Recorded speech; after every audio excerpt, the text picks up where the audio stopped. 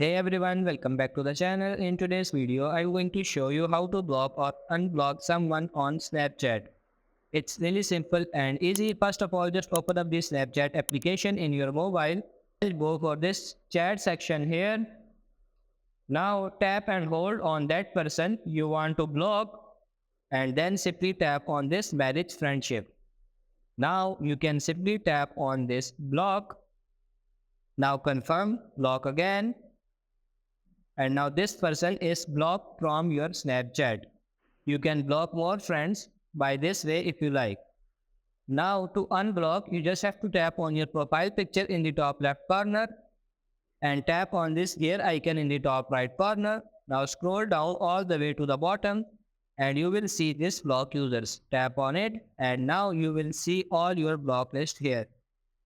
If you want to unblock, just simply tap on this cross icon and tap on this. Are you sure you want to unblock this?